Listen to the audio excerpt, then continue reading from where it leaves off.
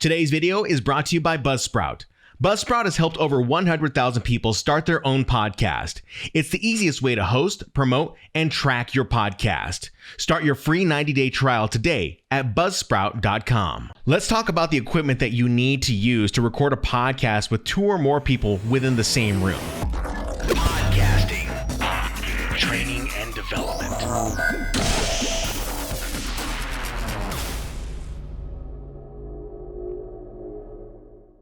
Hey there, podcaster. My name is the Shan Man, radio broadcaster, podcaster, and podcast producer. Today's video is brought to you by my essential equipment guide to starting up a podcast. That essential equipment guide really has everything that I use here in my home office studio to record podcasts as well as video podcasts as well. These are the things that I recommend to people whenever they're getting ready to start a podcast. And in today's video, we are going to explore a little deeper on some of this equipment as it relates to a question that was asked of me in a recent live feed that I have done. So a few weeks ago, I did a live feed where I just kind of jumped on impromptu, and someone asked the question, what equipment do I need to record 2 or more people within the same room without having to break the bank? Now, before we jump into this answer and before I share with you that clip, I want to tell you right now that this particular video is not going to give you the cheapest way to record a podcast with 2 people in the same room. I'm going to share with you equipment that you're going to have to invest in, that you're going to need to invest in. So you're going to see me answer this question in a little more informal manner on this particular YouTube live. And I give this the best answer that I can in the best possible way that I can. I certainly don't want to offend anyone when it comes down to money or anything like that. You just got to understand that if you want to invest in podcasting, you're going to have to get equipment. You're going to have to spend money. You don't have to spend it all at once. Sometimes you have to accumulate it, but you're going to have to spend money. So I want to take you on over to that clip so you can see what my answer was to this particular question. Let me see here. I'm going to show your comment around the clock. So what equipment do I need to record an episode of a podcast with 2 or more people in the same room? And are there any that won't bankrupt me? I mean, the way I would frame that, the way I would reframe that is it's not necessarily about how much money you spend. It's about whether the tool can work for you. So what I recommend, I always recommend to all my people who come to this channel and they are looking for podcasting information, I always recommend to them to get the Yamaha MG10XU. In fact, you know what I'll do is you guys get to see my rat's nest here. So I'll show you real quick. This is the mixing board that I'm using right now. And that is what I use for this. As you can see, it's got multiple inputs that you can use. So, this will do the job for multiple people. You can use that particular mixing board, or I've seen people that have used a Zoom H6. The only thing that I have, reason why I wouldn't use a Zoom H6 portable is just because it makes it a little more difficult, but that's just how I do my things. I do everything on a Yamaha, and I all throw it into Adobe Audition, and it just makes the process so much easier. But you're more than welcome to use, a Zoom H6. They cost about the same amount, so you're talking about $300. But you have to kind of remember too that you're going to be buying that piece of equipment one time and one time only, and that's going to be it. So, once you use that, then hopefully at that point in time, you're able to start implementing and developing strategies to where you can, start making that money back. So, I talk about that in my trainings all the time. It's just like, don't worry about the cost. I mean, I would say like, if you're thinking about getting something that's $1,000, I would say maybe that's a little overboard. But, $300, I mean, I think the majority of the things that I've purchased, other than this microphone, when I first got started, the mixing board, the microphone, and the XLR cable, and it was probably a total of like $400, $500, and then that was about it. Let's see here. Around the clock, the mixing board looks complicated. Are they easy to get a hang of? Yes, they are very easy to get a hang of. I've said this countless times. I just did a webinar recently on this. The mixing boards, they look complicated, but they aren't. If you know how to use one of the channels, then you know how to use all of them. That's really what it is. Don't let the knobs and the buttons confuse you. I think a lot of podcasters let that stuff bother them, especially when it comes down to like the Yamaha or the Rodecaster. Nothing is complicated. It just takes, let's put it this way. Anytime someone comes to me and says, I need help with software, I need help learning how to use StreamYard, I need help learning how to set up my website in Kajabi, I need help, and then I show them, and then they go, oh, that was pretty easy. And a lot of it just has to do with studying the software the same way it is that you would have to do with the hardware. You just have to study the hardware. You got to take some time to study the hardware. Same thing is happening right now with me and this camera. I have to study a lot about the camera because I don't know how to use the camera. I'm used to just normal point and shoot with an iPhone, right? So you just got to know, and you have to take the time to study. I think that's important for podcasters. So they are easy once you start to study and learn them. So as you can see, I'm not necessarily encouraging anyone to go out and spend tens and thousands of dollars on equipment just to record a podcast. You really don't even need to spend that money. You really can spend about anywhere between $600 to $800 on equipment that you're only going to have to buy once, and it can get you started on your podcast so that you can get really, refined in terms of your recording process and the workflow of how you record your podcast. So what I want to share with you in this second part of this video is I want to share with you the cost of the mixing board and the reason why I use this mixing board.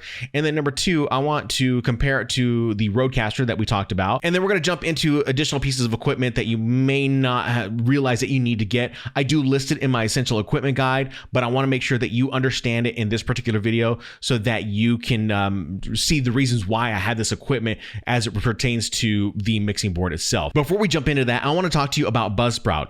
Buzzsprout has helped out over 100,000 people with their podcasts when it comes down to hosting, getting their podcasts into popular podcast platforms, and checking out their analytics. Buzzsprout makes it super easy for you to create and publish podcasts, as well as check out your analytics and understand your audience a lot better when you dive in and learn who is downloading your podcast. You can get started today with Buzzsprout for free for 90 days. All you have to do is go to buzzsprout.com to learn more. So first, let's talk about the Yamaha MG10XU and the reason why I got this mixing board. Well, when I first started podcasting, I actually had the analog version of this mixing board. You may have heard me talk about this in previous videos, but I want to really drill down on the reasons why I've got this mixing board, okay? Well, number one, it was the mixing board that was really only available for me at the time when I started podcasting. The analog version was very primitive. I had so many wires coming out of the mixing board itself in order to record a Skype call and to record into a digital audio workstation that it was very, very difficult back in the day. It was like 10 years ago when I first started doing that.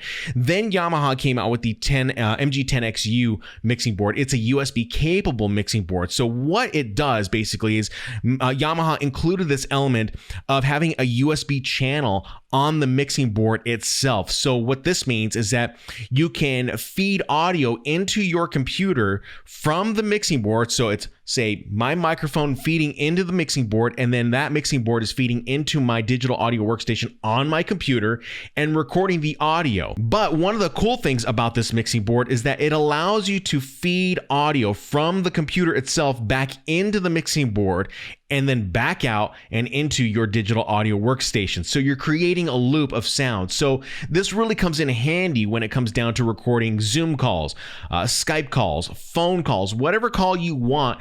This mixing board has that ability to do this. Now, this mixing board is mainly for live sound, but Yamaha has recognized that people like to record into digital audio workstations. So when you get this mixing board, you need to get obviously the mixing board, and you need to buy a separate USB 2.0 cable. This mixing board does not come with that 2.0 cable.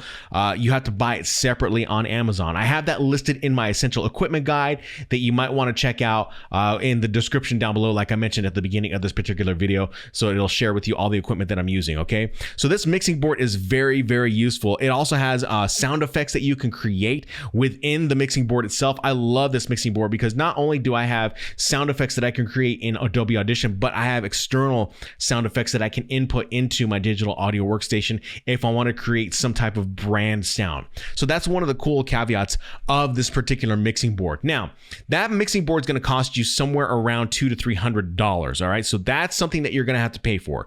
Now, the next thing you need to get are microphones. Now, you don't need to get an expensive microphone like this one. This is the Shure SM7B. This microphone costs you about $400 on Amazon. I don't know, maybe it's cheaper, maybe it's a little more expensive right now, but I got this microphone back in April of 2020, and it was $400. Now, it took me forever to get this microphone. I thought, well, what do I need another microphone for? I mean, I've already got these other microphones. I had Shure SM58 microphones, and I had a Blue Yeti Pro microphone. Well, if you're just starting out your podcast and you're starting out in the beginning, you really don't need to get this microphone. You probably should just look into a Shure SM58, but I think you probably should look into this microphone next. It's going to be the ATR2100x USB microphone. This is an Audio-Technica microphone. It's got USB capability to where you can plug it in from the microphone into your computer, and you can do USB calls, or talk into your digital audio workstation or do a Zoom call. But it also gives the ability to plug into a mixing board as well. So if it's you and someone else, or maybe 3 other people in the bedroom or in an office or in your recording space, you're going to need to get 3 of those microphones. They're going to cost about $100 each. All right. So, but they're versatile. They're USB capable and they're XLR capable. All right. So that's something that you're going to need to get. The next thing that you're going to need to get is you're going to need to get some XLR cables to plug those microphones in from the microphone into your mixing board itself. So that's just something that you need to have. Those are going to cost you anywhere between $10 to $15. Let's say on the low end, $10, depending on the length, because they charge by the length. So let's just say $10 on a low end. And so that you're talking about 3, there's $30. You're talking about 3 microphones. That's $300 plus another $300. That's $600 total, $630 roughly for all of the equipment that you need. Oh, and then don't forget the USB capable or the USB 2.0 cable that you're going to need. So that's really going to be it. That's all you really need to record a podcast in the same room. Now, if you want to jump into the Rodecaster, and we talked about this in that clip, the Rodecaster is going to cost you about an extra $300. So it's a total of $600. But I'll tell you this right now, like I said in that clip, that is the closest thing to a radio station mixing board that I've ever seen.